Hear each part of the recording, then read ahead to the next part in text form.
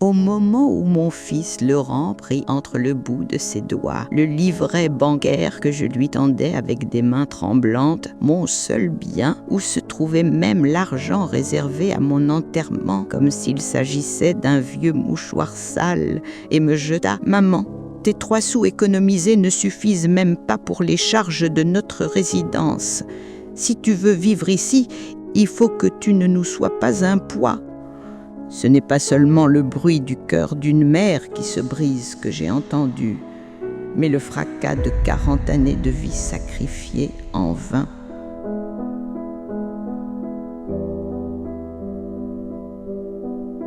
Quand mon mari nous a quittés, alors que Laurent n'était encore qu'un enfant de l'école primaire et qu'il m'a laissé seul face à ce monde impitoyable, je n'avais que 25 ans. Mais en essuyant mes larmes devant sa tombe, j'ai enterré bien plus que mon époux. J'ensevelis ma jeunesse, mes rêves et ma féminité. À partir de ce jour, chaque souffle que je prenais n'avait qu'un seul but: élever mon fils, sans qu'il manque de rien, sans qu'il ressente l'absence d'un père, sans qu'il baisse la tête devant personne.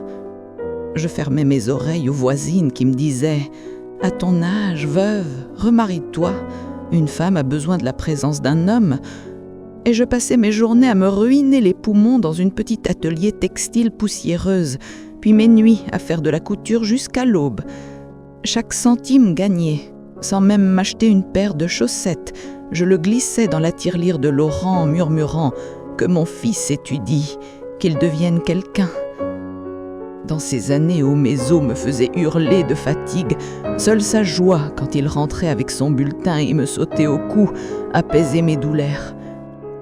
Les années se sont écoulées comme de l'eau, et lorsque Laurent a obtenu brillamment son diplôme de l'université dont il rêvait tant, puis est devenu cadre dans une grande entreprise, j'ai cru que mes sacrifices, mes nuits blanches portaient enfin leurs fruits. Je pensais avoir trouvé pour mes vieux jours un grand chêne contre lequel m'appuyer, car il n'était pas seulement mon fils, il était mon plus grand ouvrage, ma seule fierté, mon refuge. Mais depuis qu'il avait rencontré ma belle-fille Sophie et qu'il avait plongé dans cette vie éclatante et superficielle, le fils tendre et reconnaissant que j'avais élevé semblait avoir disparu. À sa place se trouvait un étranger au regard glacial qui mesurait tout à l'argent, ne parlait que de marques et de vacances de luxe et me voyait comme un objet démodé, presque honteux, qu'il fallait cacher dans le décor trop lisse de leur existence moderne. Ce jour-là, pour l'anniversaire de Laurent, je m'étais levée à l'aube pour préparer de mes mains la pâtisserie qu'il aimait tant, avec un peu d'espoir au cœur, celui de retrouver quelque chose de nos anciens jours. J'avais changé 2 bus pour rejoindre leur résidence sécurisée, aux immenses portails oppressants de l'autre côté de la ville. Mon excitation donnait de la force à mes jambes fatiguées, mais le regard de Sophie à la porte, ce regard qui disait « Encore toi ?» a suffi à étouffer tout mon enthousiasme. Elle m'a fait entrer dans leur salon impeccable, stérile comme un musée, sans la moindre trace de vie. Elle a jeté un regard dégoûté au sac dans ma main, comme s'il contenait des déchets toxiques, et m'a dit « Ma petite maman, il ne fallait pas. Nous ne mangeons plus de glucides et Laurent est au régime. Il aurait fallu nous prévenir. » Sur leur énorme canapé, je me suis sentie terriblement seule, de trop, déplacée. Quand Laurent est rentré du travail et m'a vue recroquevillée sur le sofa,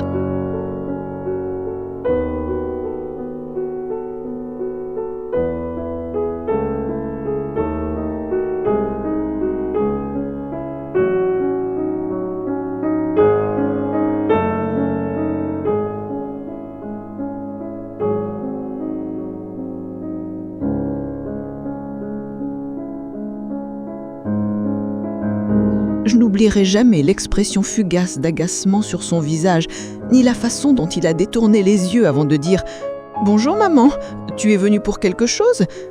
Car lorsqu'un fils regarde sa mère comme pour dire « Pourquoi es-tu ici ?» cela blesse plus profondément que n'importe quel couteau. Au dîner, ils parlaient de voyages d'affaires, de la nouvelle voiture qu'ils allaient acheter, de l'hôtel hors de prix où ils comptaient passer l'été. Et moi, je peinais à avaler ce qui se trouvait dans mon assiette si joliment présentée. Je sentais dans chaque fibre de mon être que dans leur monde brillant, il n'y avait pas de place pour une femme aux mains calleuses et aux vêtements usés comme moi. J'étais physiquement assise à leur table, mais mon âme, elle, avait déjà été mise dehors. Alors que les assiettes n'étaient pas encore débarrassées de cette table à manger aussi ostentatoire que sans âme, je remarquai soudain que les épaules de Laurent s'affaissaient, que la veine de son front ressortait et qu'il soupirait profondément comme écrasé par un poids invisible.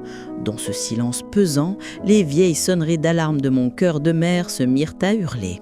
Je compris alors qu'il se cachait derrière leur vie scintillante quelque chose que je n'aurais jamais pu imaginer dans ma petite existence.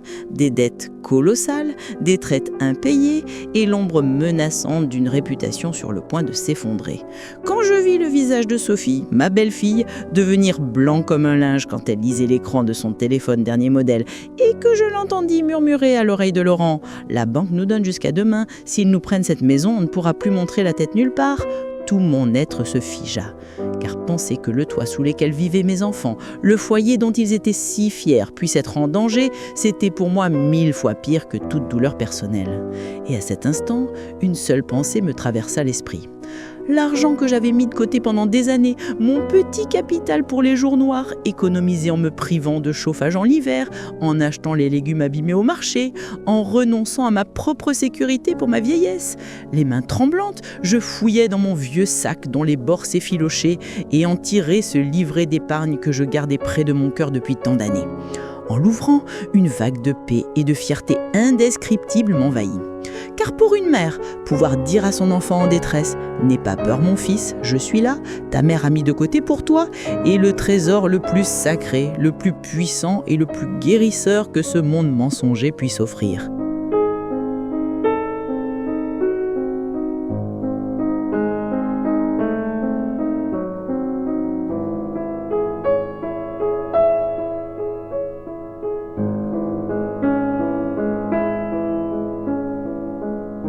Je croyais vraiment, avec une naïveté presque enfantine, que j'allais être l'héroïne qui les sauverait de ce gouffre. Je posai enfin le livret Bordeaux, aux pages jaunies, sur la table, juste devant les yeux baissés et désespérés de Laurent, et lui dis de toute la tendresse que ma voix pouvait contenir. « Tiens mon fils, voilà l'épargne de la pension de ton père et tous mes travaux d'aiguille que j'ai fait des nuits entières. Peut-être que ce n'est qu'une goutte d'eau dans l'océan de vos dettes, mais cela pansera au moins une blessure. Cela vous donnera un peu d'air. » Dans ce livret, il n'y avait pas que de l'argent. Il y avait ma vie, mon travail et tout l'amour sans retour que je leur portais. Mais je ne savais pas encore comment ils accueilleraient ce sacrifice.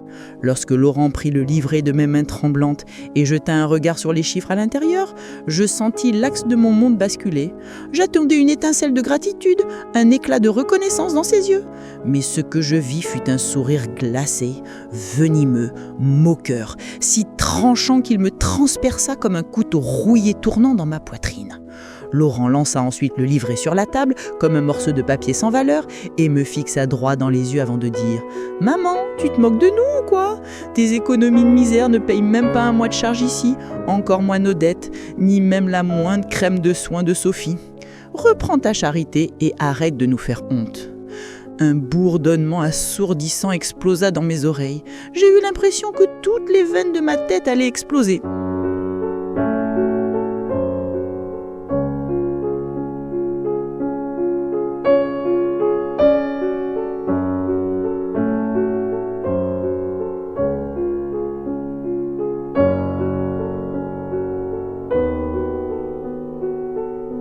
Et lorsque Sophie, assise au bout de la table, jeta un regard dégoûté au livret qui représentait mes années de privation, mes nuits sans sommeil, ma jeunesse sacrifiée, et ajouta « Laurent a raison maman, nous parlons en millions, et tes économies à l'ancienne cachées sous l'oreiller ne paieraient guère que l'ardoise d'une épicerie. Par pitié, ne reviens plus sur le sujet. » Ce fut le coup final, le coup qui écrasa mon existence sous leur lustre luxueux. Cette nuit-là, devant ce livret posé sur la table, je compris qu'il n'avait pas seulement perdu sa valeur d'argent, j'avais perdu aux yeux de mon propre fils la valeur de ma tendresse, de ma peine, de ma maternité. Et quelque chose en moi se déchira irréversiblement. L'homme en costume assis en face de moi n'était plus le bébé innocent que j'avais bercé dans mes bras durant les années de misère. Il était devenu un étranger, un esclave de l'argent et de l'avidité, un inconnu au cœur dur que je ne reconnaissais plus. Après ce dîner empoisonné, où chaque noix avait eu le goût d'une gifle, je me réfugiais, la tête basse comme une servante chassée, dans la chambre d'amis glaciale de la maison, une pièce aux murs gris, sans âme, sans la moindre trace d'une vie vécue. Je m'assis au bord du lit et serrais dans mes mains le livret bancaire rejeté comme on tiendrait un petit moineau mort. Le silence de la tempête qui se déchirait en moi était bien plus terrifiant que le vacarme de la ville derrière les fenêtres.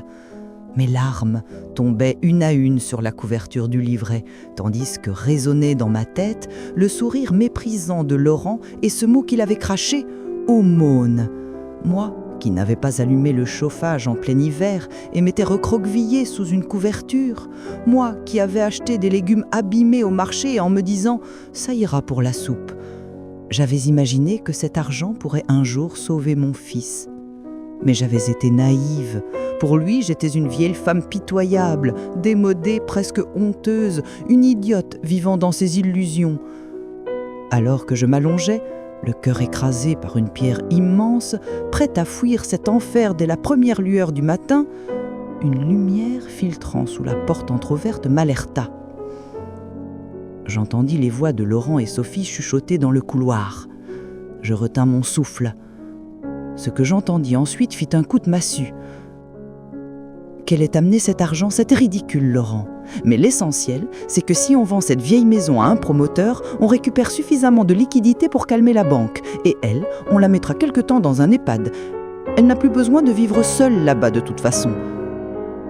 Ce plan effroyable me glaça le sang. Je me redressai dans le lit, les yeux fixés dans le noir. La tristesse que j'avais ressentie un instant plus tôt se changea en un froid absolu.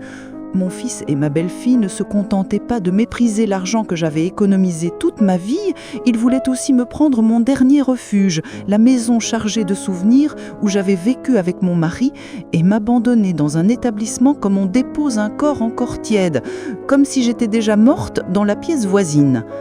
À cet instant précis, je compris que le Laurent que j'avais connu n'existait plus. À sa place, se tenait un homme capable d'enterrer sa propre mère vivante pour toucher en héritage. Après avoir entendu dans la nuit la plus noire ma propre condamnation prononcée par mon fils et sa femme, je restai éveillée jusqu'à l'aube, sans fermer l'œil une seule seconde, le regard perdu dans les ombres du plafond. Je sentis alors la douce mère en moi, celle qui pardonnait tout, celle qui se sacrifiait, mourir lentement. À sa place naquit une autre femme, dure, froide, aux aguets, prête à se battre pour sa survie. Lorsque j'entrai dans la cuisine le matin suivant et que je vis Laurent lire son journal comme si de rien n'était et Sophie rire au téléphone en racontant la soirée de la veille, leur insouciance et la manière dont ils continuaient de me traiter comme une vieille simplette à gérer me donnèrent la nausée. Mais je mis sur mon visage un masque dur, impassible, un masque que je n'avais jamais porté auparavant, et j'enfouis au fond de moi le volcan qui menaçait d'exploser. Je savais désormais qu'au moindre signe de faiblesse, j'étais perdue. Ce serait la porte de l'EHPAD qu'ils avaient choisie pour moi. En quittant la maison, lorsque Laurent posa faussement sa main sur mon épaule, comme si ce n'était pas lui qui avait prévu la veille de me rendre sans abri, et me dit « Maman, je t'ai appelé un taxi, ne te fatigue pas avec les bus. On reparlera de ta maison la semaine prochaine. » Un frisson me parcourut la peau, comme si un scorpion venait de ramper sur moi. Je ne répondis rien, me contentant de hocher légèrement la tête pour me libérer au plus vite de ce contact empoisonné. Je savais que l'embrasser aurait été une trahison envers moi-même et lui cracher au visage une perte d'énergie. Le mieux était de partir, silencieusement, rapidement. Au lieu de prendre son taxi, je montai exprès dans un bus bondé et rentrai dans mon quartier vers cette maison qu'il prévoyait de vendre et de raser. En voyant mon reflet épuisé dans la vitre, je me fis une promesse. Cette maison n'était pas un bloc de béton, c'était ma liberté, ma dignité, le dernier souvenir de mon mari. Et avant de la laisser à ces ingrats qui voulaient me jeter dehors comme un meuble inutilisable, je brûlerais cette maison, l'argent, tout ce que j'avais accumulé dans ma vie, mais jamais je ne leur laisserais le moindre centime. » En fuyant ce coin froid et sans âme de l'EHPAD où mon fils prévoyait déjà de m'abandonner, et en revenant dans cette maison, ce refuge que j'avais construit au prix de mes ongles, où chaque brique portait la sueur de feu mon mari et la mienne, je m'adossai à la vieille porte en bois et respirai profondément cette odeur familière d'humidité et de naphtaline. À cet instant, je compris dans tout mon être que cette odeur n'était pas celle de la misère, c'était celle de ma liberté, de mon indépendance, de mon unique royaume sur terre. Et je sentis tout aussi nettement que ceux qui voulaient me l'arracher attendaient déjà devant ma porte, comme une armée ennemie. Dans ma chambre, je montai sur la pointe des pieds pour atteindre l'étagère la plus haute de l'armoire et saisis, avec des doigts tremblants, l'acte de propriété que j'y avais caché comme une relique sacrée. En lisant mon nom, Feria Yılmaz, je serrai le document contre ma poitrine comme s'il s'agissait d'un être vivant. Ce papier n'était pas seulement un titre foncier, il était l'unique garantie de mon existence, de ma dignité et de mon droit à vivre sans dépendre de personne.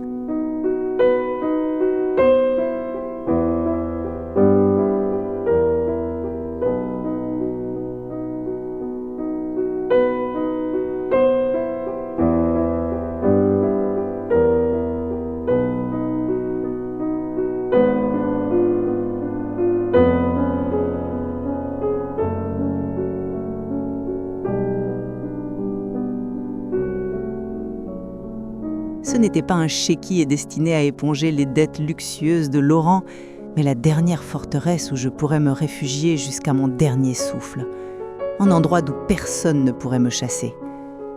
Je laissai mes yeux parcourir ces pièces que mon fils et sa belle-fille qualifiaient de ruines à démolir, les fissures des murs, les mailles du tapis, chaque tasse dans la vitrine. Ces objets qu'ils considéraient comme des déchets étaient en réalité ma mémoire, mon histoire, mon identité. Vouloir m'en arracher revenait à vouloir me tuer. À cet instant, la mère blessée en moi disparut, laissant place à une louve prête à défendre sa tanière, griffe d'or. Lorsque j'acceptai finalement que je ne pouvais même plus faire confiance à la tranquillité de ma propre maison, que mon fils, à qui j'avais donné le double des clés, pouvait entrer à tout moment et saccager mon univers comme un voleur, je pris tous mes documents, l'acte de propriété, le livret d'épargne qu'il méprisait tant, les papiers cachés sous mon oreiller. Je les enfouis tout au fond d'un vieux bocal de pois chiches dans l'endroit le plus sombre et poussiéreux du placard de la cuisine. La honte de devoir dissimuler mes biens, mon propre enfance se mêlait à un instinct de survie brute qui lacérait mon cœur sans que je puisse arrêter les tremblements de mes mains. Quelques jours passèrent dans un silence lourd et tendu. Lorsque je vis s'afficher « Mon fils » sur l'écran du téléphone, la vague de joie qui autrefois aurait bondi dans ma poitrine fut remplacée par une terreur glacée, comme si des créanciers étaient à ma porte, et par une angoisse profonde qui me tordait l'estomac. Car je savais que désormais, à l'autre bout de la ligne, il n'y avait plus mon enfant, mais un prédateur aux aguets, prêt à frapper quand je serais à terre. Quand je décrochai, la voix veloutée de Laurent, réglée comme celle d'un vendeur professionnel, se déversa dans mes oreilles. « Maman, te sonne mal. Je pense tout le temps à toi dans cette vieille maison. Si la chaudière tombe en panne, si le toit chuit, je dors plus. » Autrefois, ces mots m'auraient fait pleurer. Aujourd'hui, ils sonnaient comme le script creux d'un commercial essayant d'endormir sa proie. Faux, répétitif, sans âme. Lorsqu'il me décrivit l'EHPAD très haut de gamme où les infirmières viendraient jusqu'à mon lit et où l'eau chaude ne manquerait jamais, je compris avec une clarté brutale qu'il ne pensait pas à mon bien-être. Il cherchait simplement à éliminer l'unique obstacle vivant qui empêchait encore la vente de ma maison à un promoteur. La colère que cela déclencha serra ma mâchoire jusqu'à la douleur. À la fin de la conversation, je ne lui dis ni oui ni non. Je répondis simplement « On verra, mon fils, chaque chose en son temps. » Je savais que ce calme apparent ne ferait que nourrir sa frénésie, mais je compris aussi à cet instant que mon combat ne se gagnerait pas en criant. Il se gagnerait en silence, en patience, et en feignant l'ignorance jusqu'à inversion des rôles, jusqu'à ce que la proie devienne le chasseur. Car rien ne déstabilise un prédateur autant qu'une proie qui cesse soudain de bouger et attend parfaitement immobile, le moment de frapper.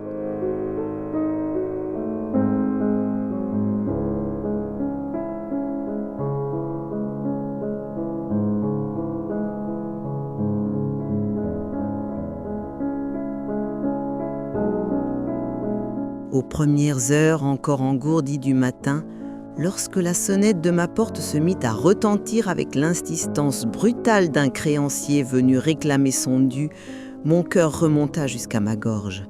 En ouvrant et en voyant Laurent sur le seuil, accompagné de 2 hommes imposants et d'un étranger au visage aussi froid qu'un mur de tribunal, brandissant des papiers qui ressemblaient à un ordre de transfert, comme s'ils venaient chercher une criminelle, je compris que ce n'étaient pas des visiteurs qui entraient sur le pas de ma porte, mais les bourreaux chargés d'en finir avec moi. L'éclat nerveux dans les yeux de Laurent et sa fausse gaieté « Maman, regarde qui j'ai amené, on veut juste simplifier les choses » étaient les signes les plus clairs du désastre imminent. Dans le salon, en voyant les piles de documents étalés sur ma petite table couverte d'une écriture fine comme des fourmis, le stylo froid qu'il plaça dans ma main me parut peser 1 tonne. Et lorsqu'il se pencha à mon oreille pour murmurer « Maman, c'est juste une formalité, une simple procuration pour ton entrée dans l'EHPAD et pour protéger tes biens. Signe ici et tout sera réglé. » Je compris soudain que sous le mot « protéger » se cachait l'intention de me dépouiller de tout droit sur ma propre vie, de me réduire à une morte vivante. Alors que la pointe du stylo allait toucher le papier, mon propre arrêt de mort, je vis la jambe de Laurent trembler d'impatience et la sueur de cupidité perler sur son front. Mon instinct de survie prit le dessus. J'ouvris volontairement la main et laissai le stylo tomber. Ah, mon fils, ces vieux yeux ne distinguent plus les lettres. J'ai oublié mes lunettes dans la chambre. Comment pourrais-je signer sans lire ? Ton père ne me le pardonnerait pas, dis-je, en endouçant le rôle de la vieille femme confuse. Le bref éclair de colère pure dans son regard me confirma que j'avais joué le coup parfait. Ignorant ses plaintes manipulatrices, « Maman, pourquoi les lunettes ? Je suis ton fils, tu ne me fais pas confiance ?» Je me retirai et refermai la porte de ma chambre derrière moi, glissant le verrou en silence. Appuyée contre le bois, haletante, je compris que ce qui se passait derrière cette table n'était pas de l'administratif, c'était une tentative de spoliation. Et je jurai alors que, même si mes mains tremblaient, même si ma tête vacillait, je n'abandonnerais jamais l'acte de propriété de cette maison à ces loups, quitte à avaler le stylo, mais jamais je ne signerai. Derrière la porte verrouillée, mon cœur battait si fort qu'il me semblait vouloir briser ma cage thoracique. J'entendis Laurent souffler de l'autre côté du bois. « C'est l'âge, cette histoire de lunettes. Cette femme va me rendre fou. » Alors je sus. Le mince voile de respect qui restait entre nous venait de se déchirer. Je n'avais en face de moi plus un fils patient, mais un marchand cupide et agacé, prêt à perdre sa proie. Lorsque j'entr'ouvris la porte et sortis dans le couloir, feignant d'être une pauvre vieille femme, étourdie, chancelante, le visage pâle, je plongeai mon regard dans celui de Laurent qui attendait ma reddition et murmurai d'une voix tremblante « Mon fils, un poids soudain m'est tombé sur la tête, ma vue se brouille, peut-être ma tension, je ne peux ni lire ni signer dans cet état, excuse-moi pour aujourd'hui. » Je savais que ce mensonge était mon seul bouclier et que ma performance de presque m'effondrer était le rôle le plus crucial de toute ma vie. Au lieu de s'inquiéter ou de m'apporter un verre d'eau, Laurent lâcha un soupir agacé. « Oh maman, sérieusement, on allait enfin en finir et maintenant tout est encore repoussé. » Il ramassa les documents d'un geste rageux, les froissa presque et les fourra dans la mallette de l'homme comme si c'était leur faute. Là, je compris définitivement que ma santé valait moins qu'une signature à ses yeux. Même si je faisais une crise cardiaque devant lui, son seul souci serait de poser mon paraphe sous ces papiers maudits avant que je ne m'évanouisse.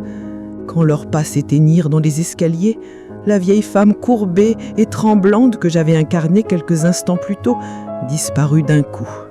À sa place se dressa une femme droite, lucide, qui écarta légèrement le rideau pour observer son ennemi monter dans la voiture. Car ce n'était qu'une escarmouche gagnée, la véritable guerre commençait maintenant, et je savais une chose avec une certitude glaciale. La prochaine fois, l'excuse des lunettes oubliées ne suffirait plus. Je devais frapper avant eux, préparer un coup irréversible, un coup qui les anéantirait définitivement.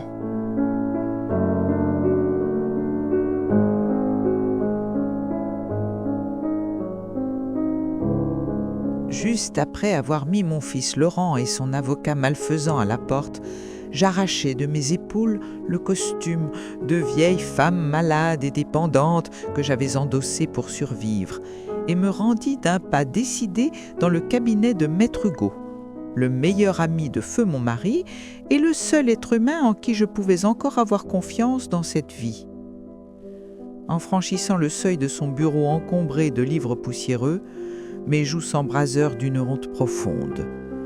Confier à quelqu'un d'autre le secret de famille que j'avais caché des années, lui avouer que mon propre fils avait l'intention de me jeter à la rue, revenait pour une mère à proclamer tout haut son échec, ses sacrifices gaspillés et l'ingratitude de celui qu'elle avait porté.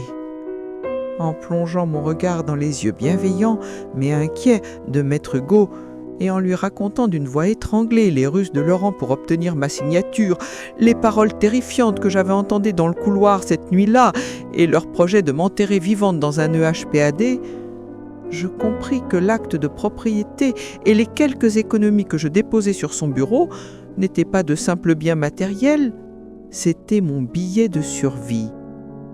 Et si je voulais les protéger, je devais entamer une guerre juridique contre mon propre fils, contre ma propre chair. Les mots sortaient de ma bouche comme du goudron brunant. Lorsque Maître Hugo posa devant moi les documents qui interdiraient à quiconque d'agir sur mon patrimoine sans mon accord, ainsi qu'un projet de Nouveau Testament destiné à empêcher que mes biens ne tombent un jour entre les mains de ces ingrats, j'apposai ma signature. Et dans l'encre de cette signature, ce n'étaient pas mes larmes qui se mêlaient, mais la froide détermination de mon cœur devenu pierre. Cette signature n'était pas là pour déshériter Laurent par vengeance, elle était une gifle silencieuse, la plus dure, destinée à lui montrer que le fardeau qu'il voyait en sa mère était en réalité un poids sacré, inébranlable. En descendant les marches du cabinet, les nouveaux documents dans mon sac me donnaient non pas l'impression d'un fardeau, mais d'une armure invisible. Je savais alors qu'en me retrouvant face à Laurent, je ne serais plus la femme craintive, cherchant un prétexte pour éviter de signer. J'allais me tenir devant lui comme une véritable propriétaire, armée de la loi et de la justice, déterminée à défendre ce qui m'appartenait. Car là où finit la compassion, commence le règlement de compte. Et j'en avais tout juste ouvert le premier chapitre. Quelques heures après être rentré dans le refuge de ma maison, le nom de mon fils s'afficha à nouveau sur mon téléphone. Il était évident que l'homme furieux du matin, celui qui martelait ma porte de ses poings, avait disparu. Celui qui m'appelait maintenant avait la voix douce comme du miel, mais le cœur amer comme du poison. Lorsque je décrochai, j'entendis « Maman, ce matin on t'a bouleversée, ta tension a dû monter. Viens dîner ce soir, tes petits-enfants te réclament. Réconcilions-nous, parlons gentiment autour d'un bon repas. » Je savais parfaitement que ce n'était pas une excuse. C'était une nouvelle stratégie d'un chasseur qui changeait de piège. Je répondis alors avec la naïveté calculée d'une mère que l'on croit crédule. « D'accord, mon fils, je viendrai. » Puis, dans ma chambre, j'enfilai ma plus belle robe, celle qui sentait encore la naphtaline, et mis autour de mon cou le collier de perles que mon mari m'avait offert pour notre 40e anniversaire. Je ne me préparais pas pour un dîner de famille, je me préparais comme une espionne s'infiltrant dans le quartier général de l'ennemi. Quand je descendis du taxi devant leur villa luxueuse, Sophie, qui, la veille encore, avait levé le nez sur le gâteau que je lui avais apporté, se précipita sur moi comme si elle retrouvait une mère perdue depuis 40 ans. Elle colla ses joues froides et parfumées aux miennes et exclama « Ah, Ah, maman, bienvenue. Sans toi, rien n'avait le même goût. » Une nausée me traversa le ventre. Je gardai mes bras raides le long du corps, refusant de participer à cette mascarade.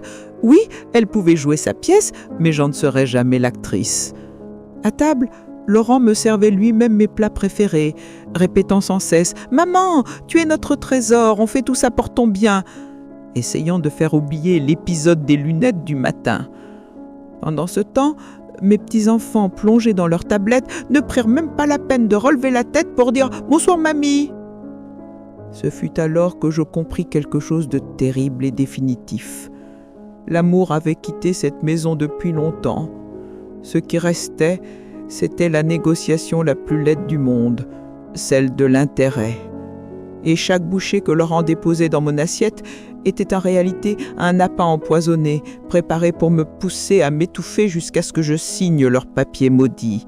Quand, malgré le nœud énorme que j'avais au ventre, les plats du dîner furent enfin débarrassés et que vint le moment du café amer, Laurent fit crisser sa chaise afin de se rapprocher de moi, posa ses mains glacées sur les miennes et planta ses yeux dans les miens. « Maman, oublions ce malentendu de ce matin. On se dépêche seulement pour ton bien. Regarde, Sophie a encore apporté les dossiers. Signe-les pendant ton dessert et tout ira mieux pour tout le monde.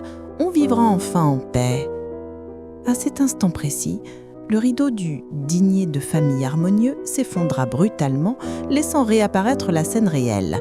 Une négociation froide, cruelle, impitoyablement commerciale. Avant de signer ce dossier, mon arrêt de mort, je me tournai, avec un dernier souffle d'espoir, vers mes petits-enfants qui ne levaient même pas les yeux de leur maudite tablette. Dans une voix tremblante, je demandais « Mes chéris, peut-être que mamie ne reviendra plus jamais ici.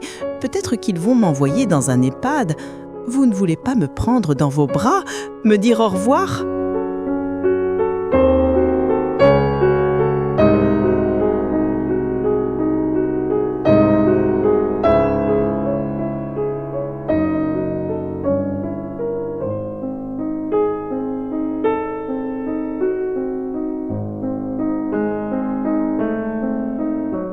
Mon petit-fils aîné haussa simplement les épaules. « Mamie, je suis à la meilleure partie du jeu.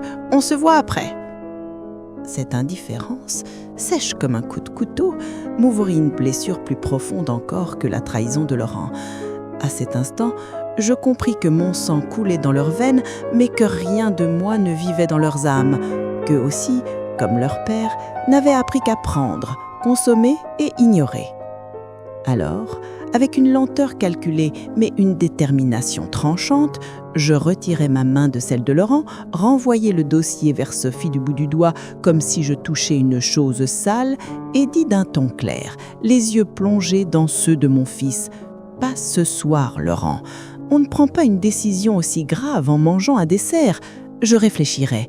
Peut-être que je te dirai quelque chose en rentrant chez moi. » Je vis la couleur quitter son visage, sa mâchoire trembler de colère contenue, et Sophie le pousser discrètement du pied sous la table. « Fais quelque chose !»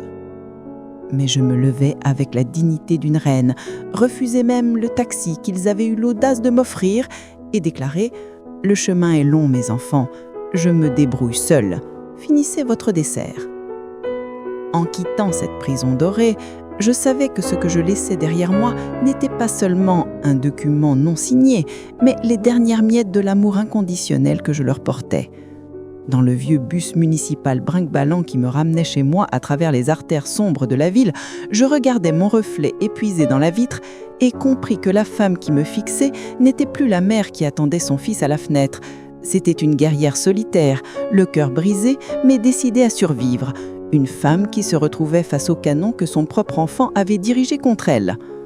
Dès que j'entrai dans mon refuge, ma maison, je verrouillai la porte et poussai, avec une peur animale, les meubles lourds que je n'avais pas déplacés depuis des années afin d'ériger une barricade.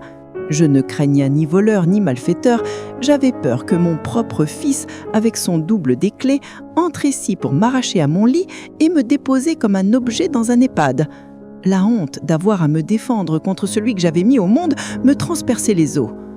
Dans l'obscurité, L'écran lumineux de mon téléphone clignota comme l'œil d'un monstre lorsque je lus les messages de Laurent. « Maman, tu perds la tête, tu ne sais plus ce que tu fais. Si tu ne signes pas gentiment, je ferai constater par le tribunal que tu n'as plus ta lucidité. Tu deviendras mon tuteur légal et tu pourras supplier tant que tu veux, je ne t'écouterai pas. »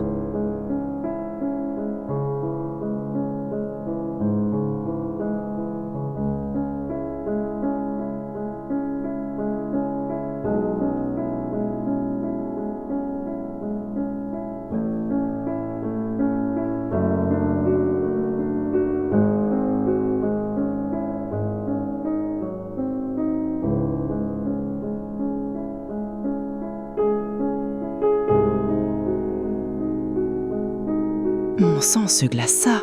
Je compris alors que l'enfant que j'avais porté était définitivement mort. Je cessais de porter son deuil. Ce n'était plus mon fils, c'était un ennemi. Et contre un ennemi, on ne parle qu'une seule langue, la force et la stratégie. Je ne répondis rien, pas un mot. Je coupai le téléphone et le laissai seul avec sa rage. Puis, je vérifiai une dernière fois le vieux bocal à pois chiches dans lequel j'avais caché l'acte de propriété et mes économies. Je m'installai dans mon vieux fauteuil près de la fenêtre et veillai toute la nuit, les yeux fixes sur la rue. La peur s'effaça peu à peu, laissant place à une résolution glaciale. Et lorsque le soleil se leva, je sus une chose. Bientôt, Laurent recevrait la gifle la plus brutale de sa vie, la modification testamentaire que Maître Hugo et moi avions préparée. Et cette révélation lui brûlerait l'âme comme un fer rouge. À peine mes prières nocturnes terminées, alors que l'aube commençait à peine à glisser sur les toits, des coups furieux ébranlèrent ma vieille porte en bois, comme si l'on voulait l'arracher de ses gonds. En regardant par le Judas, je vis mon propre fils Laurent, encadré par 2 hommes massifs, tenant à la main des documents comme s'il venait livrer une criminelle aux autorités. À cet instant précis, je compris avec effroi qu'il n'était plus seulement question de me chasser de ma maison. Il voulait me dépouiller de ma raison, de ma volonté, de mon humanité et m'enfermer sous l'étiquette de folle dans un coin d'EHPAD ou de service psychiatrique. Tremblante derrière la barricade de meubles que j'avais poussée contre la porte, j'entendais Laurent hurler, sans aucune honte, de manière à alerter tout le quartier. « Maman, ouvre, ne complique pas les choses, les médecins t'attendent, c'est pour ton bien !»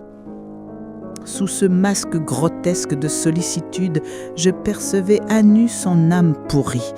L'avidité monstrueuse d'un homme qui voyait sa propre mère comme le dernier obstacle entre lui et un héritage. Alors, la peur céda la place à un froid tranchant, celui de la déception la plus absolue qu'une mère puisse ressentir envers son enfant. Je refusais de céder.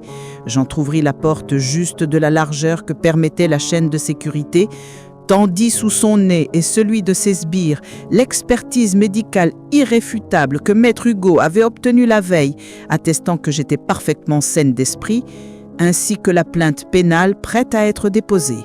« Mon fils, tu me croyais sénile, mais j'ai agi avant toi. Ce document réduira en miettes tes faux témoins, tes mensonges et tes sales manœuvres devant un tribunal. »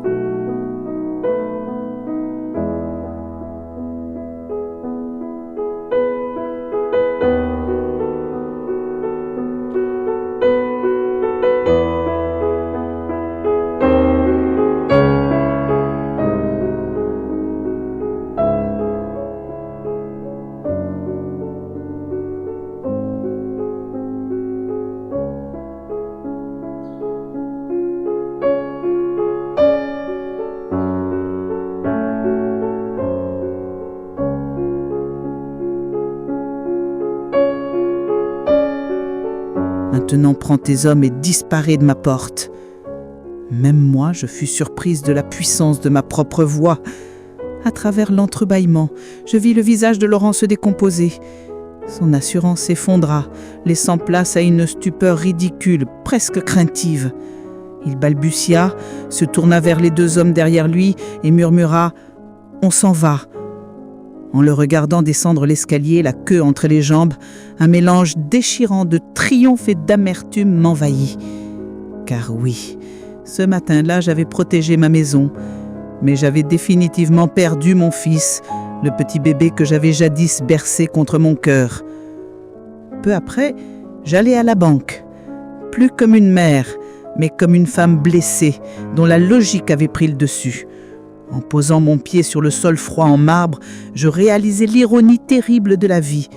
Toutes ces années où j'avais économisé chaque centime pour le mariage de Laurent, pour son foyer, pour l'avenir de mes petits-enfants. Tout cela était désormais un butin qu'il fallait protéger de Laurent lui-même. Quand la conseillère me tendit le formulaire de changement de bénéficiaire, chaque fois que la pointe de mon stylo rayait le nom Laurent Yilmaz, j'eus l'impression de trancher autre chose qu'une ligne administrative. Je coupais le cordon invisible qui nous liait depuis 40 ans. Rayer le nom de son propre enfant d'un héritage, c'est une brûlure plus profonde que la douleur d'un deuil. Lorsque les démarches furent terminées et que je remis mon livret, destiné à être placé dans un coffre où Laurent n'approcherait jamais, à Maître Hugo, je sentis un poids gigantesque tomber de mes épaules.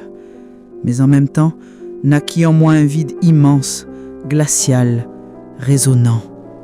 L'argent n'était plus une promesse d'avenir, juste une pile de papiers orphelins, sans sens, attendant celui qui en serait digne. En sortant de la banque, je marchais sous la pluie, laissant là-haut laver mes larmes invisibles. Et alors que je longeais les trottoirs humides, je vis une jeune fille, trempée jusqu'aux os, extraire des cartons détrempés d'une benne à ordures. Ses vêtements étaient misérables, ses mains gelées. Je compris alors à quel point le destin joue des tours cruels. D'un côté, un fils qui avait nagé dans le confort et dévoré sa mère sans scrupule. De l'autre côté, une enfant livrée à la boue du monde, mais cherchant son pain avec dignité. Cette vision ouvrit en moi une porte dont j'ignorais l'existence, une porte qui allait bientôt changer mon histoire et celle de quelqu'un d'autre, pour toujours.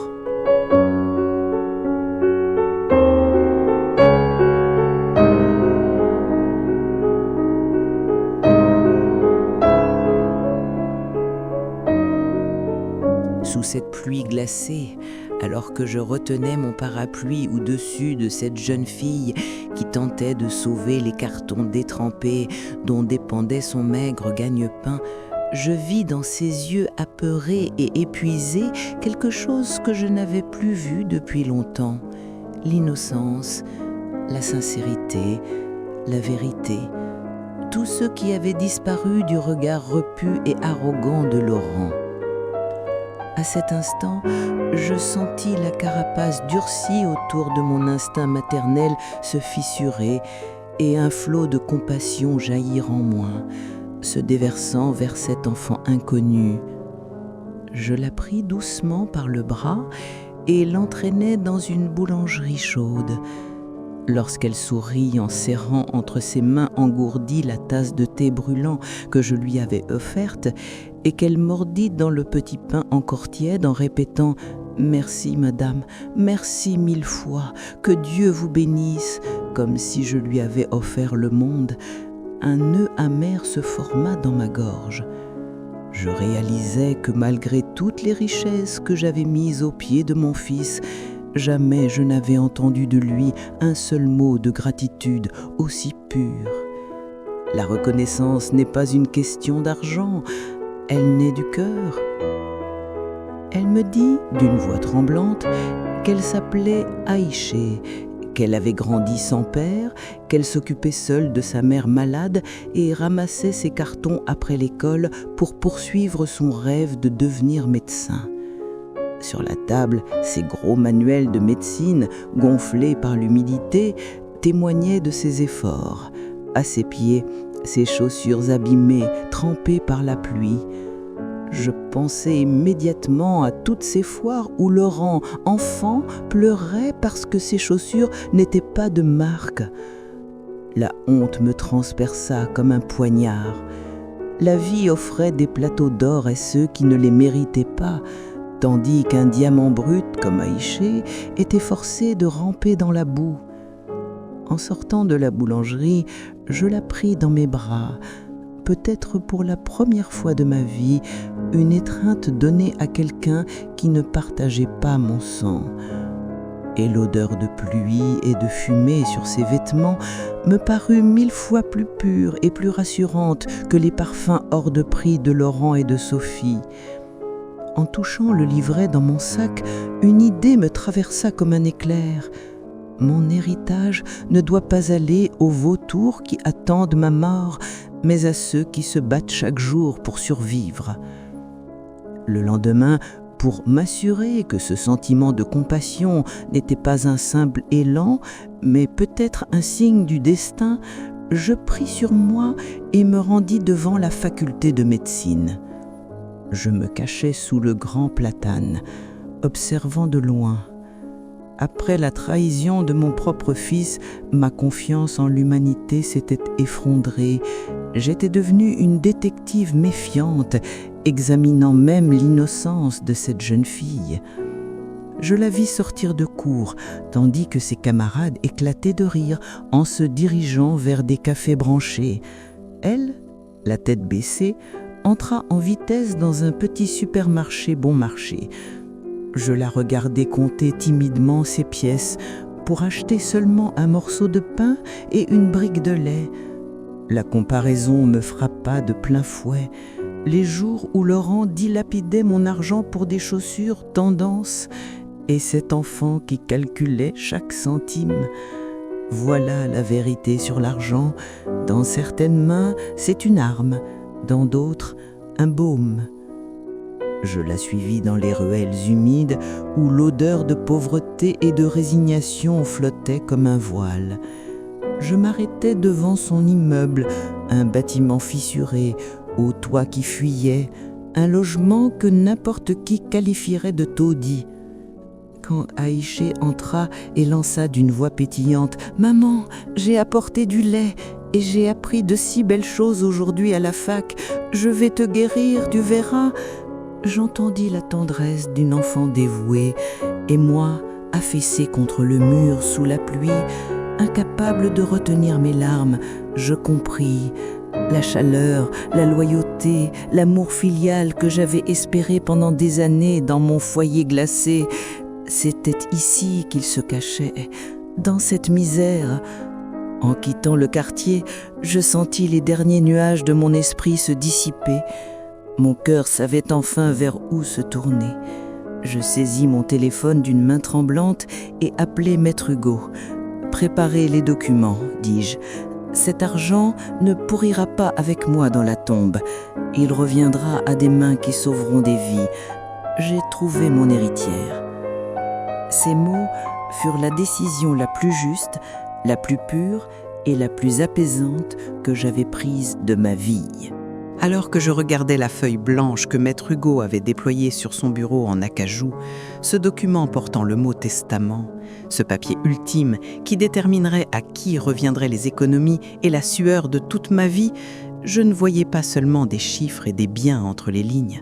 J'y voyais la balance immense de la justice, celle où se croisait le destin du fils que j'avais arraché de mon cœur et celui de la jeune fille que j'y avais abritée. Chaque phrase effaçait un peu plus les derniers restes d'hésitation en moi. Lorsque la pointe de mon stylo s'avança vers la ligne où était inscrit « Héritière Aïch », un éclair de souvenir traversa mon esprit. Le rire innocent de Laurent enfant. « C'est « Maman, je ne te quitterai jamais !» Mon cœur se serra une dernière fois, mais aussitôt résonnèrent dans ma tête ces paroles récentes. « Ton argent ne suffit pas, meurs et qu'on en finisse !» Cette vérité glaciale me fit frissonner. Alors d'un geste ferme, sûr, sans trembler, je signai. Ce fut l'instant irréversible où j'enterrai mon fils biologique dans le passé et confiai l'avenir à l'enfant de mon âme. Quand l'encre eut séché, je sortis de ma poche la lettre que j'avais écrite pour Aïch. Une lettre où je lui expliquais pourquoi je l'aimais sans la connaître, pourquoi je lui confiais ce poids, ce cadeau, cette vie. Je tendis l'enveloppe à Maître Hugo et lui dis « Ce secret restera avec toi jusqu'à ma tombe. Si cette petite découvre cela aujourd'hui, son orgueil l'empêchera d'accepter. Je ne lui laisse pas une aumône, je lui laisse la vie qu'elle mérite. » Je savais qu'un véritable acte de bonté se doit d'être silencieux. La vraie vertu ne demande jamais d'applaudissements. Alors que je quittais ce bureau apaisant pour entamer une nouvelle page de mon existence, mon téléphone sonna brusquement. En voyant le nom Laurent, je soupirai. Lorsqu'il prononça, d'une voix toujours aussi arrogante, « Maman, alors, tu vas signer ces papiers ? On souffre aussi, tu sais. » L'ancienne moi aurait explosé de rage, mais cette fois je ressentis une étrange, froide pitié. Calmement, presque doucement, je lui répondis « J'y réfléchis, mon fils. Chaque chose en son temps, et la justice trouvera sa place. » Il ne comprit pas que je venais de lui annoncer avec une douceur glaçante le plus dur choc de sa vie. Après être sorti du cabinet, porté par une paix intérieure que je n'avais jamais connue, je me rendis dans le quartier pauvre où vivait Aïch. Je demandai au commerçant d'ouvrir son carnet de dettes et repérai la page où figurait son nom. En réglant cette somme, minuscule pour moi, mais une montagne pour elle, je ressentis une satisfaction morale que je n'avais jamais éprouvée, même en achetant des voitures de luxe à Laurent. Mettre du pain sur la table d'une orpheline anonyme, c'était un bonheur silencieux, profond, qui me fit trembler jusqu'à la moelle. À travers la vitre du magasin, je vis Aïch apprendre la nouvelle. Ses jambes fléchirent, elle porta ses mains à son visage et des larmes de joie coulèrent, tandis qu'elle levait les yeux au ciel pour remercier son ange invisible. Voir comment une si petite somme pouvait devenir un soleil dans la vie d'un être humain me rappela aussitôt le visage ingrat de Laurent qui méprisait même des cadeaux valant des milliers d'euros. Et cette vision grava au fer rouge dans mon cœur la certitude que ma décision avait été la bonne. Quand je rentrais dans ma rue et trouvais non pas l'homme d'affaires arrogant que j'avais connu, mais un homme brisé, épaules effondrées, cravate desserrée, le regard éteint, je vis mon fils, enfin réellement humain, assis devant ma porte, voir le garçon à qui j'avais tout donné réduit en cendres par son propre orgueil me déchira l'âme, mais je sentis aussi une froideur étrange. Je n'avais plus de main à lui tendre, plus de force pour le sauver du gouffre qu'il avait creusé lui-même. Lorsqu'il se jeta à mes pieds, accroché à mes jambes, sanglotant « Maman, je suis fini, j'ai tout perdu, si tu ne signes pas, ils vont me détruire », je compris que même dans ses larmes, il ne pensait pas à moi, pas une seconde. Il pensait seulement à sa peau, à la signature qui pourrait le sauver. Alors, le dernier grain de tendresse maternelle mourut en moi. Je ne me penchai pas, je ne l'abraisai pas, je ne le consolai pas, je le regardais simplement, longuement, profondément, en silence. Un regard qui disait, sans un mot, « La tempête que tu as semée est venue te réclamer. »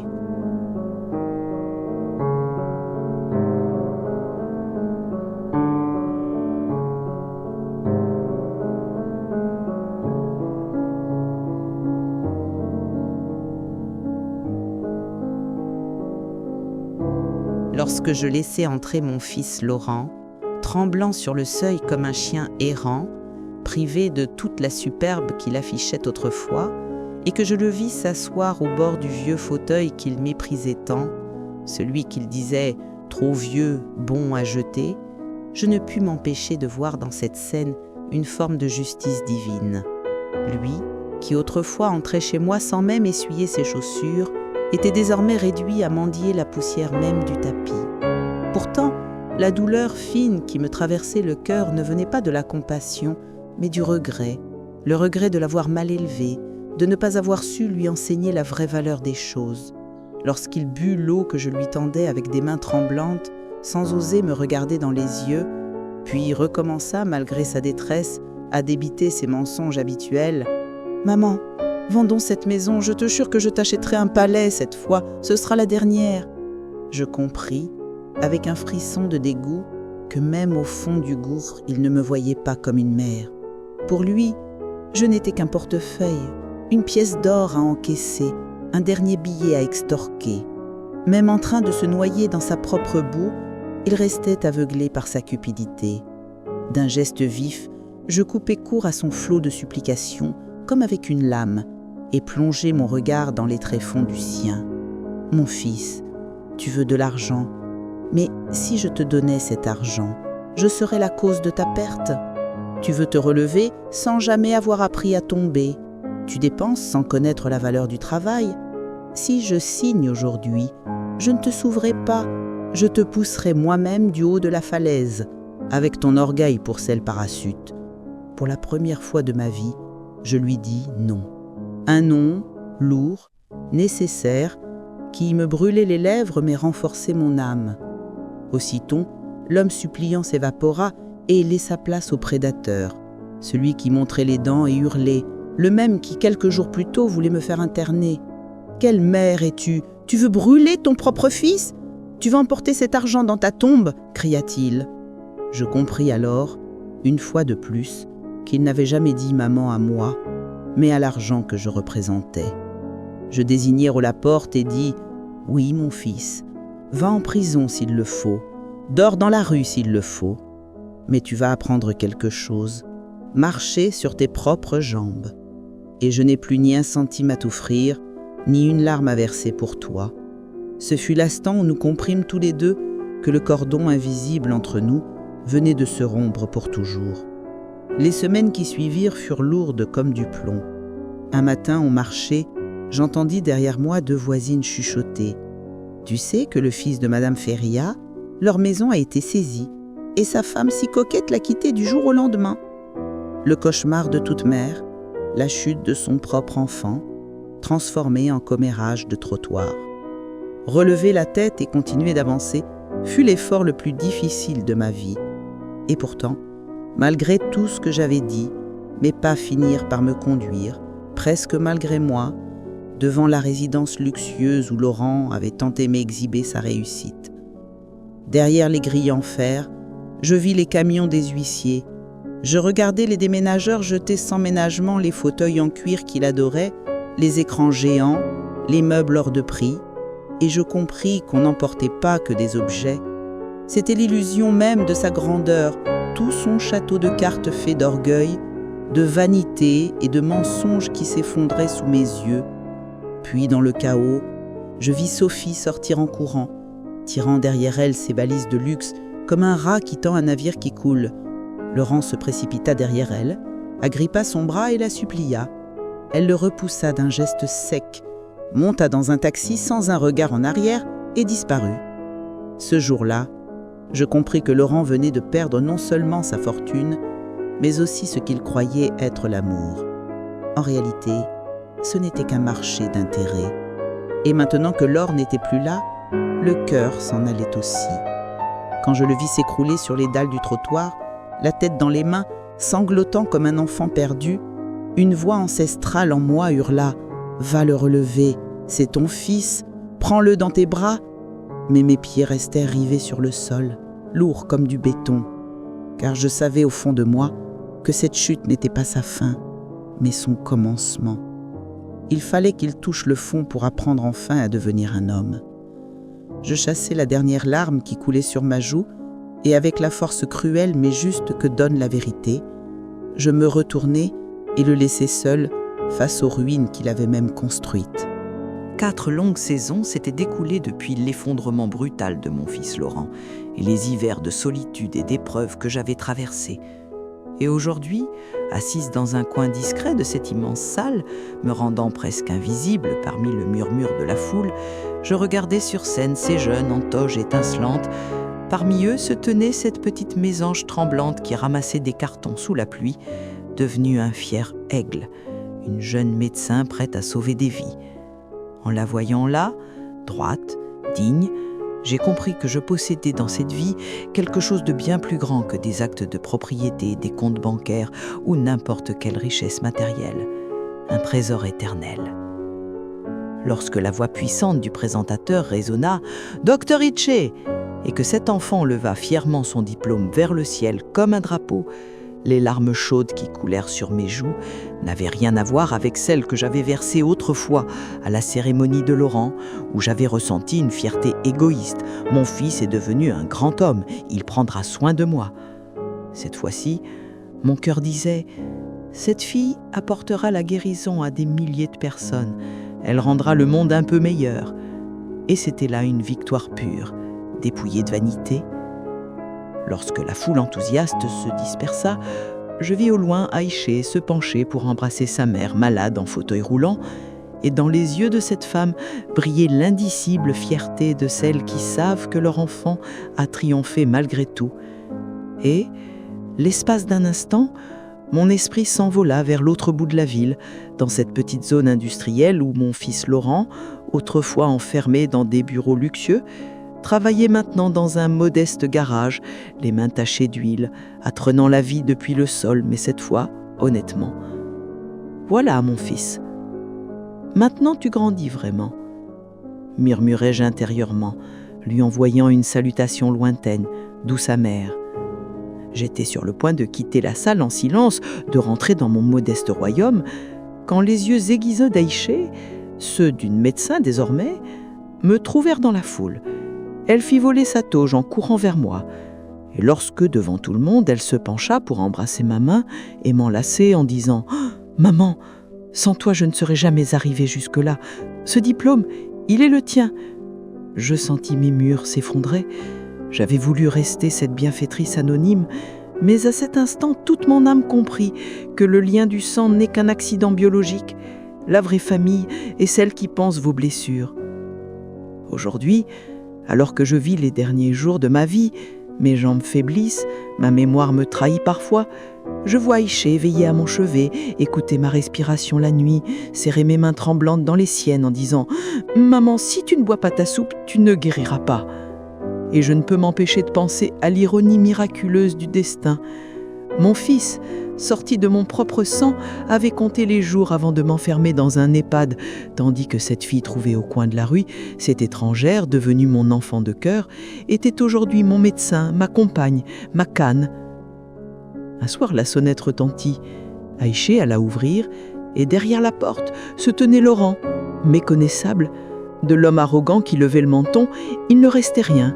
Devant moi se tenait un homme brisé, épaules affaissées, cravate desserrée, tenant maladroitement un filet d'orange, comme un invité gêné. À ma grande surprise, aucune tempête ne gronda en moi, juste une étrange paix, douce et douloureuse.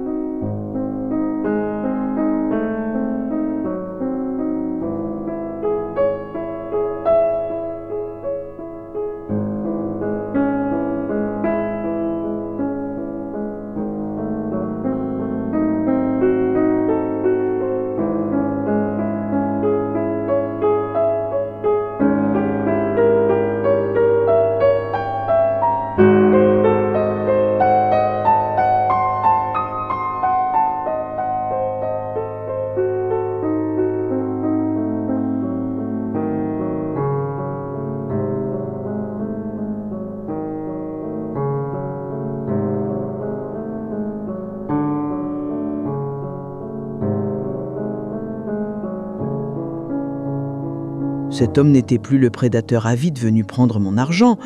Il était un être blessé, façonné par ses erreurs, en train d'apprendre enfin ce que signifiait dire « maman ». Il s'assit timidement, comme s'il risquait de me casser rien qu'en me regardant. Ses yeux s'embuèrent lorsqu'il observa la manière dont Aïché prenait soin de moi.